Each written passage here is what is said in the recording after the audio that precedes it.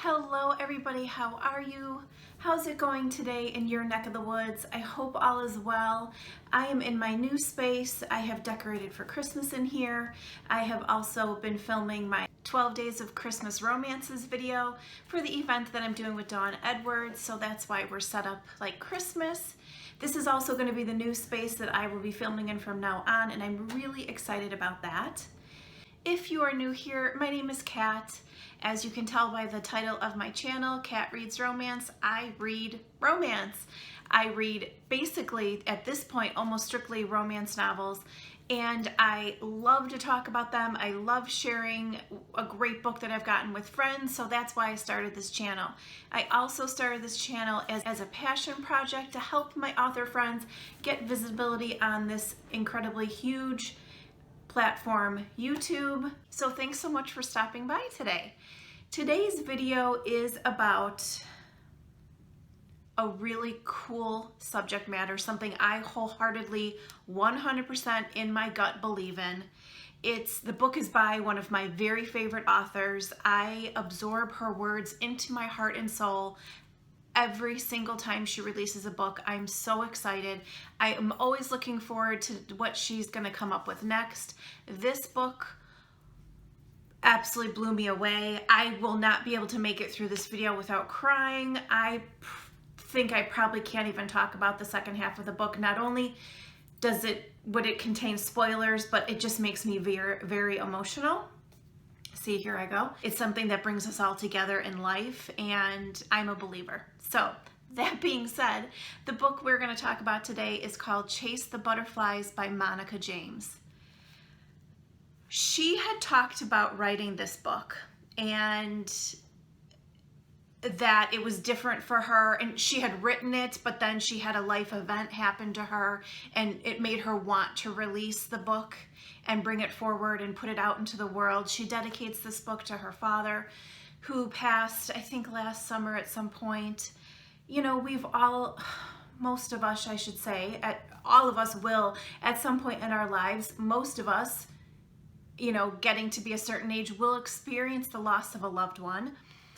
So I really understood where she was coming from with this book.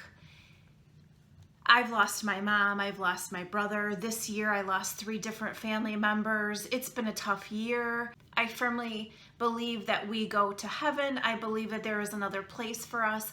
I don't believe that once we die on this earth that that's it for our souls. So this book I really connected to on a very deep level, which is probably why I get so emotional when I talk about it and when I read it. So going into the book, I didn't know what it was about. I knew that she had dedicated to her dad, and I've given you a little bit of a spoiler in telling you that it has to do with death and the grieving process and, you know, what happens to us possibly after we die. And I think that that's probably as far as I'm going to go with it, because my point in this channel is not to give spoilers. It's not a spoiler channel, but I do talk in detail about the story and, you know, the characters and what I liked about the book and sentences that affected me and I connected with. So, you know, I try to balance that on my channel here. And so I feel like if I talk about the last quarter to maybe half of the book, that, you know, it's going to give you a spoiler. I can tell you that I have read one other book similar in nature to this book. The storyline is not similar, but it's about soulmates and connections and being so connected to people in our lives, and then when we pass or when they pass, what happens. So only one other book in my whole life. So, and that book brought the tears and was like life-changing for me. This book, this book was very much similar to that.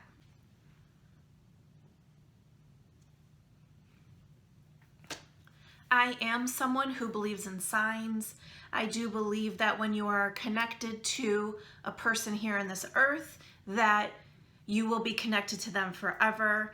I do believe that our loved ones are always with us. If we just open our eyes and look at signs, I see signs all the time that my mom and my brother and my other loved ones are around me.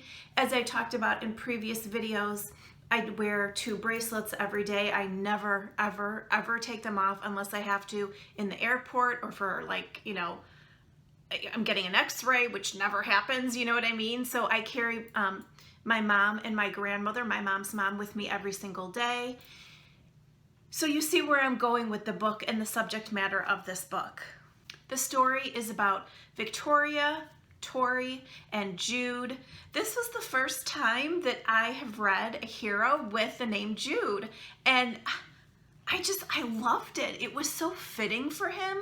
And her name was Victoria Armstrong. What a beautiful name. His name was Jude Montgomery. Again, a great name. And oh my gosh, there is something about Monica James' men. They are flawless to me. Some more than others, but I love all of them. Jasper White, oh gosh. I have talked, you'll see that I have done many videos. What are we at? Like 1, 2, 3, I think 3 videos for Monica's books just from this year. And she wrote one of my favorite series ever, which is the I Surrender series. Jasper White is the hero in that series. I love him. Jude in this series, I think he might be neck and neck with, yeah, I think he might be neck and neck with Jasper. He was that incredible to me. I read a lot of really great books that have really amazing lead male characters. I like romance for a reason. Jude was everything. The book starts out with Tori at almost at that point in her life, the highest high you could have. It's a beautiful situation. It's her and her boyfriend. They have this great, you know, they get engaged. They're on this high. They're walking away. You know, she's got the ring on her finger. It's glistening in the light. She's so happy. And then a catastrophic situation happens, and she gets shot, and she winds up in the hospital. And oh my gosh, like, hi, get engaged to the love of her life. 10 minutes later, get shot. I mean, whoa, right? Then we see, you know, through the, then the story carries on, and she's struggling. It's about a year later, almost a year later, and she's grieving, like, what happened in her life, being the victim of violence. She's got some PTSD. You can't blame how she's feeling at all. So she decides that she's got to get away from all of it. She needs a change of scenery. She moves away, and lo and behold, she meets Jude right away. He's one of her neighbors.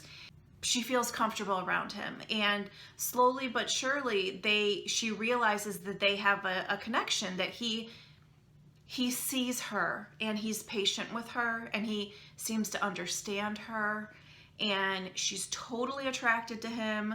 She feels it organically, how she reacts to him physically, but she's like, I am so not ready for any of this. I just need some peace and quiet.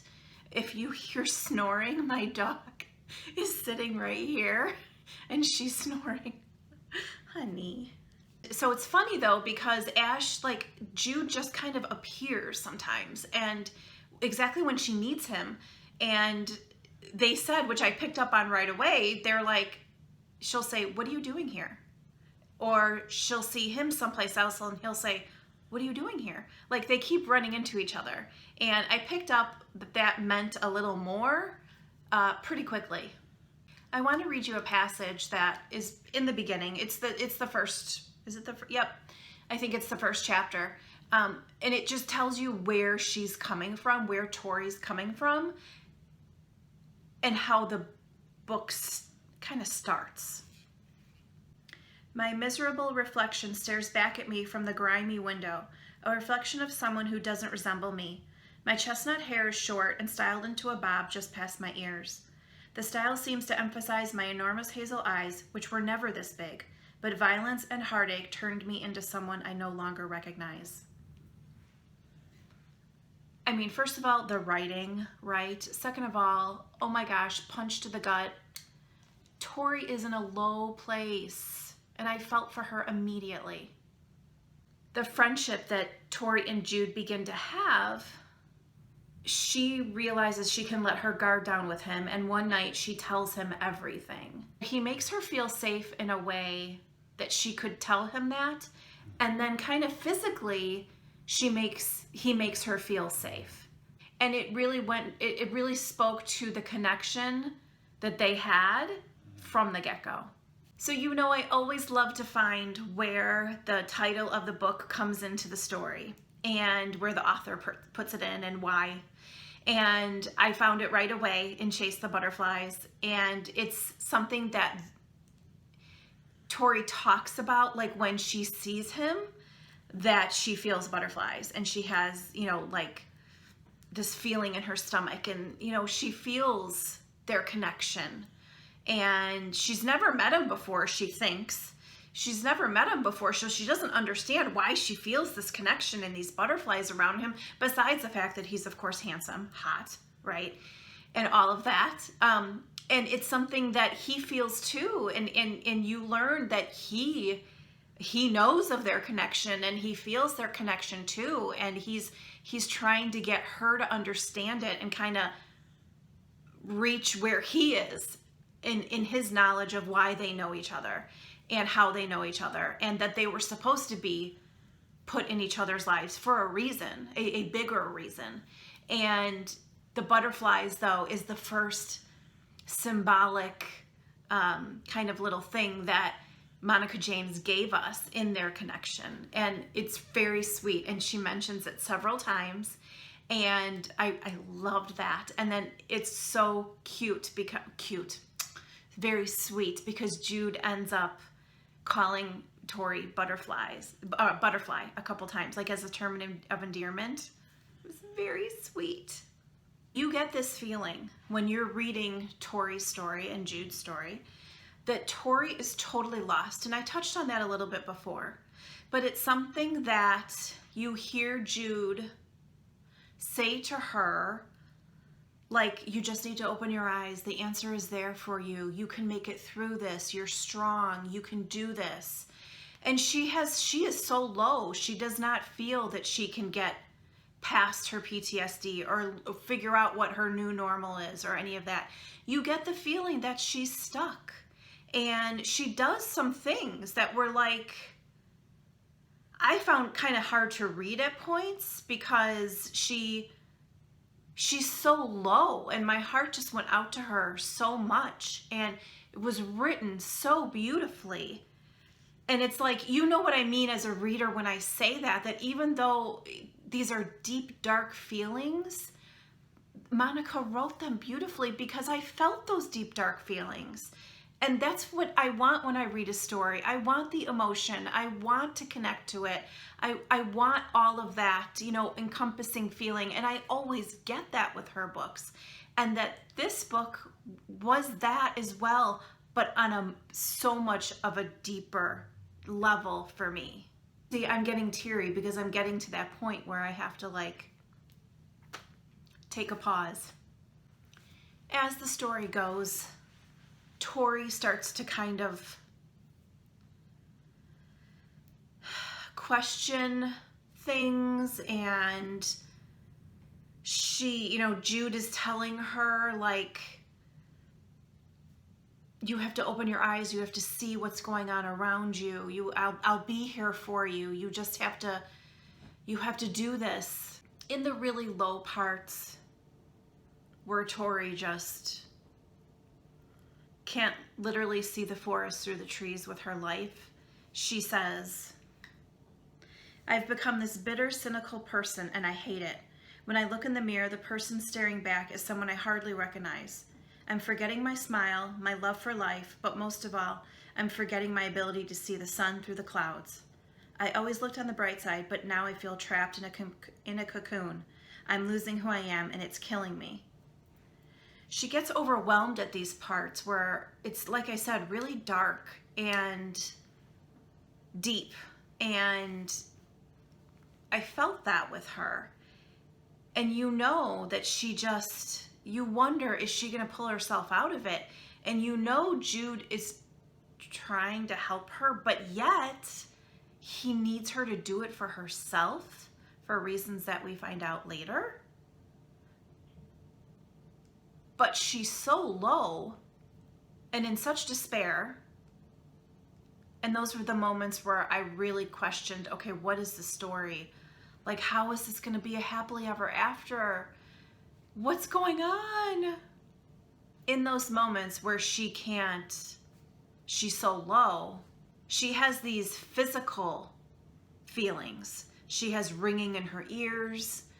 She says she becomes numb, her head hurts, and she, kind of cowers down. And later on in the book, when we know what's going on, I wondered about those moments. Like, what was physically happening to her in those moments? Once we find out what's going on, I know I just said that and I repeated myself, but when you read the book, you'll know exactly what I'm talking about. But her feelings at that time were just bringing, like, physically, she couldn't handle it, and her body was screaming for help. At one point, Jude says to her something that I thought was really pivotal and helped kind of lay the groundwork for where the book was going.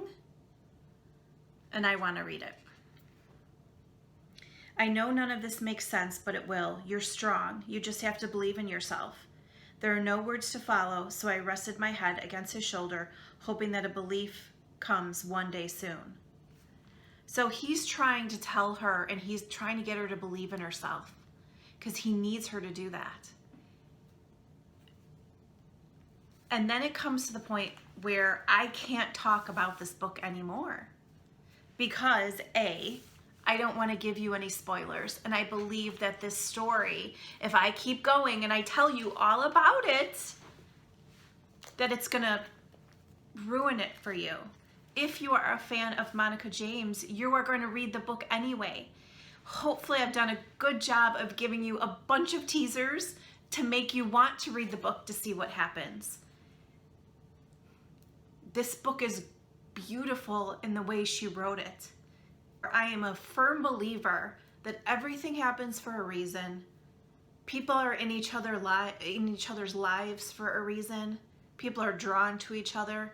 I believe we learn something from everybody that is put in our lives in front of us. I believe in soulmates. I believe in the ever after. I believe in heaven. I do believe that we are not just of this earth. I do believe that there's more for us. And this book, Monica wrote that in a way that I can't even express to you, that it was that beautiful. And I can't believe I'm sitting here crying. There's that old saying that says, if you love someone, let them go. And if it was meant to be, they'll come back to you. And in a lot of ways, that applies to Tori and Jude's story, in that they were always supposed to be in each other's lives. And then at one point, they got to the point where they had to let each other go so that they could get back to each other. I don't want to keep crying. I have certainly had times where I've read books, and I've talked to you about it, where I've gotten so emotional that I have tears, right?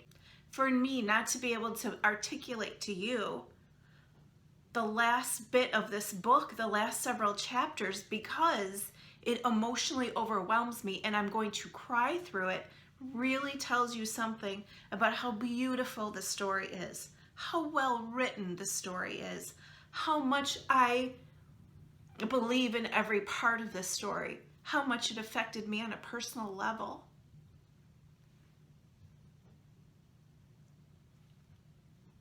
So when I sit here and I have tears in my eyes, I say thank you to Monica James for writing something so beautiful. I say you guys have to go read this book for every reason.